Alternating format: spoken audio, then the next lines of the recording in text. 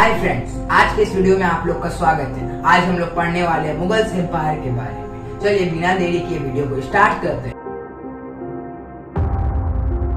Video में आगे बढ़ने से पहले एक शॉर्ट इंट्रो ले लेते हैं, कैसे आए Muslims. Coming of Muslim, Humayun dynasty के जो जनरल थे मोहम्मद बिन कासिम, वो कॉन्कर किया 712 में मुल्तान को और 713 में सिंध को। और यही नहीं, इससे पहले भी आते थे जैसे अरब मर्चेंट लोग, और धीरे धीरे 7th सेंचुरी आते आते वो मालाबार कोस्ट में बरसने लगे और धीरे धीरे उन लोगों ने मस्जिद बनाए, पर वहाँ के रूलर ने कुछ ऑब्जेक्शन नहीं किए। चलिए आगे बढ़ते हैं। महमूद ऑफ गजनी 1000 से 1026 तक आया और ये आयता, कोई अटैक करता था, टेरिटरी को लूट करके चला जाता। वो उसको कोई यहाँ पे इंडियन पे साम्राज्य बनाने से मतलब लेना देना नहीं था। उसके बाद आता है मोहम्मद गौरी अपना साम्राज्य बनाने के लिए आता है इंडिया, कि अपना साम्राज्य बनाएंगे, एम्पायर बनाएंगे। और इस मोहम्मद गौरी का थोड़े ही दिन बाद डेथ हो जाती है और इसका कोई बेटा ना होने के कारण जो उसका एक तो इम्पोर्टेंट स्लेव रहता है मोहम्मद गौरी का, जिसका नाम कुतुबुद्दीन ऐबक, वो इंडियन टेरिटरी का राजा घोषित कर देता है। और यहीं से स्टार्ट होता है दिल्ली सल्तनत का, और फिर ये चलता जाता है 1526 तक, इब्राहिम लोधी तक। और इसके बाद आता है बाबर। चलिए आगे पढ़ते हैं मुगल एम्पायर के बारे में। चैप्टर 1, बाबर के जो फादर वो, उसका नाम था उमर शेख मिर्जा।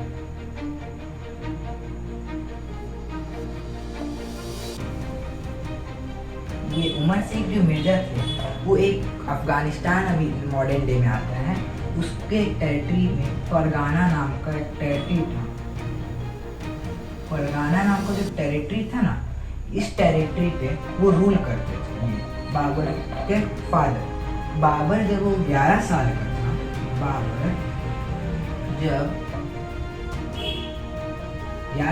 था, तभी उसका उमर शेख जो मिर्जा थे वो डाई हो गए। अब जो कि अब चाहे कोई बच्चा रहे छोटा सा 3 महीना का या 6 साल का, कोई राजा का बेटा रहे या फिर कोई बड़ा रहे, उसको राजा घोषित कर दिया। तो होना वही था, इसको भी आदमी लोग ने राजा घोषित कर दिया। अब ऑब्वियस सी बात है, 11 साल का बच्चा था तो वो तो डिसीजन कर नहीं पाता, तो उसका नोबल्स लोग ही करते थे। तो नोबल्स लोग ने डिसाइड किया कि चलो समरकंद जो बगल में है, समरकंद नाम का एक जगह है, वहाँ पे कैप्चर करने का चाहे, ठीक है, कैप्चर करने का। पर वो लोग, इसके में क्या होता है ना, लोग कैप्चर नहीं कर पाते, और कैप्चर नहीं कर पाते हैं, और इस प्रोसेस में जो रहता है कि कैप्चर करना समरकंद में, वो लोग क्या करते हैं, फरगाना को भी खो देते हैं। अब क्या रहता है, बाबर तो राजा रहता है पर बिना किंगडम के राजा रहता है। और उसके बाद आगे पढ़ते हैं। अब देखिए, बाबर और उसके पीपल्स से मदद से 1504 में बाबर जाके कॉन्कर करता है काबुल को, ठीक है, काबुल को कॉन्कर करता है। अब यहाँ से कहानी में ट्विस्ट आता है। अब इंडिया के बात करें तो इंडिया में रूल कर रहे थे इब्राहिम लोधी, जो दिल्ली सल्तनत का राजा था। तो और इसमें भी इब्राहिम लोधी इंडियन टेरिटरी पे यूज करते हैं, लिख देता हूं मैं।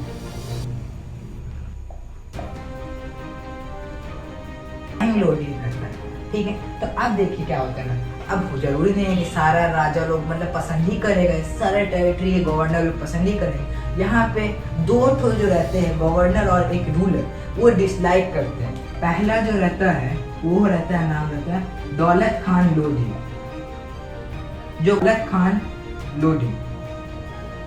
ये गवर्नर रहता है पंजाब का।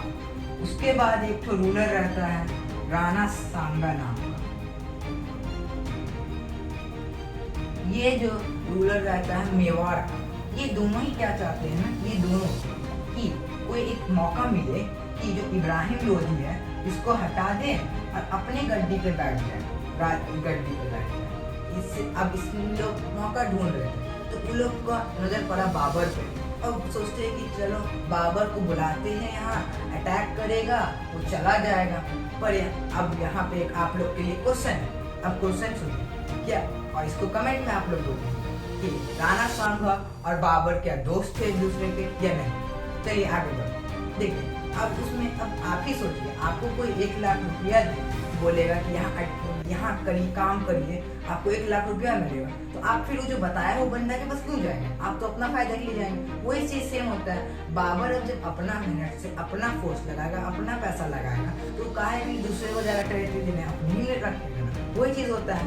और इस प्रोसेस में क्या होता है ना, जो राणा सांगा, दौलत खान लोधी, इब्राहिम लोधी के जितना कमजोरी, कहाँ पे लोग कमजोर होते हैं, कहाँ पे पावर है, कहाँ पे कौन से टैक्टिक्स यूज करते हैं, क्या मिलिट्री में यूज करते हैं, सब बता देते हैं। अब होता क्या है कि अब आते हैं आगे बैटल्स के बारे में।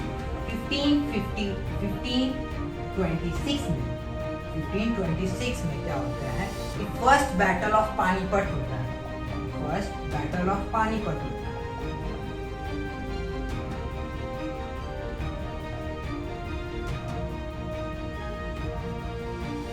पानीपत, ठीक है। ये फर्स्ट बैटल ऑफ पानीपत में ये लड़ाई होता है बेसिकली बाबर और इब्राहिम लोधी। और ये इसमें होता क्या है, ऑब्वियस सी बात है, बाबर जीत जाता है और इब्राहिम लोधी हार जाता है। और इब्राहिम लोधी हारने से वो हार जाता है। अब किसका कब्जा होगा? आप लोग को पता है, बाबर का। अब क्या होता है, अब ये लोग खिचड़ी पका रहे थे, दौलत खान लोधी और राणा सांगा। ये लोग चला जाएगा बाबर तो बेवकूफ था नहीं, बाबर को पता था इंडिया का बैठ, उसको तो मौका चाहिए था, ये मार दिया, मौका पे चौका बाबर। अब होता है ये बाबर सोचता है मैं यही राज करूंगा। तो इससे क्या होता है, जो राणा सांगा, जिसका नाम पहले, जिसने ये बाबर को बुलाया, दोस्ती किया कि अटैक करो तुम, ये सारा कमजोर, राणा सांगा एंगर हो जाता है। क्यों होता है कि मेरे प्लान के मुताबिक जा रहा है, मतलब मैं चाह रहा था कि ये चला जाता, हम रूल करते, पर ऐसा तो हुआ नहीं। अब राणा सांगा बाबर से गुस्सा हो गया, और बाबर से अब गुस्सा हुआ तो अब क्या होगा कि अब राणा सांगा अपना फौज भेजेगा बाबर से लड़ने के लिए। और ऐसे ही होता है, बाबर और राणा सांगा का फौज मिलता है कन्हुआ में, जिसको जो होता है 1527 में, जिसको हम लोग जानते हैं बैटल ऑफ कन्हुआ।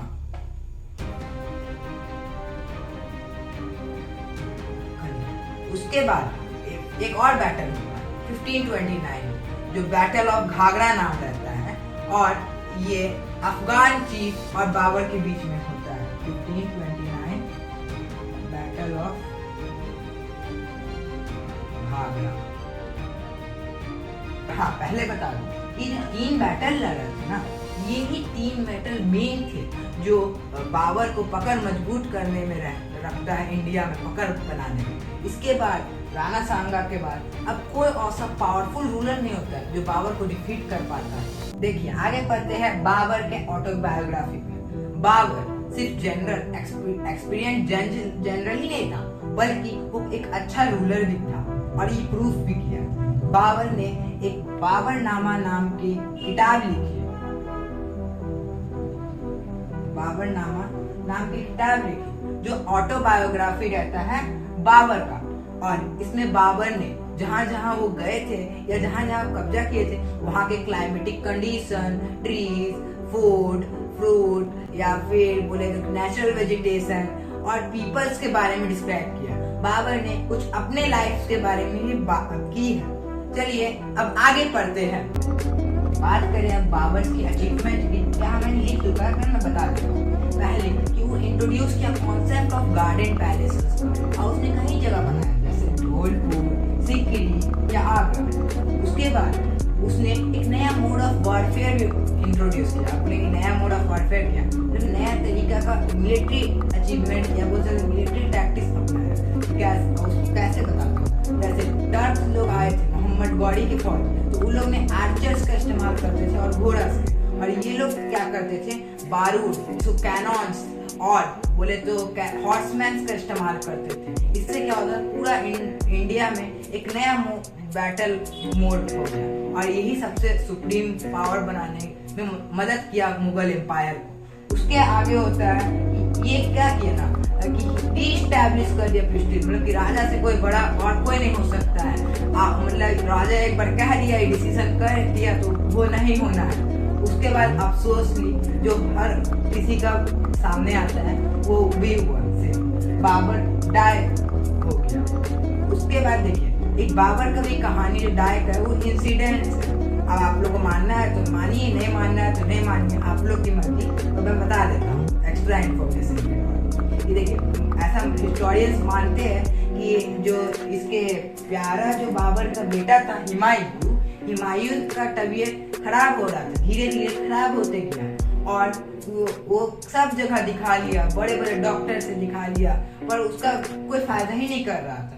तो कुछ लोगों ने उसे सलाह दिया कि आप अपना जो ये है, मतलब कि आप इस्लामिक आप पढ़े होंगे जो पिलर्स, जो कहते हैं पिलर्स, जो 5 टाइम्स ऑफ प्रेयर होता है पर डे, वो करिए, और जो वन गॉड रहते हैं उनको मतलब सबमिट करिए भी। तो वो क्या कि प्रे करने लगे और गॉड से कहने लगे कि उनके हुमायूं का ठीक कर दिए तबीयत, उनके बदला मेरा तबीयत खराब कर दिया। तो ऐसा होता है कि धीरे धीरे हुमायूं का तबीयत ठीक होने लगा और बाबर का धीरे धीरे खराब होने लगा, और ऐसे ही बाबर लास्ट में मर जाता है। अब आप लोग की मर्जी। पर अब आप लोग कमेंट में बताना है कि क्या राणा सांगा और बाबर एक दूसरे के फ्रेंड थे या enemy. Bye bye friends, take care.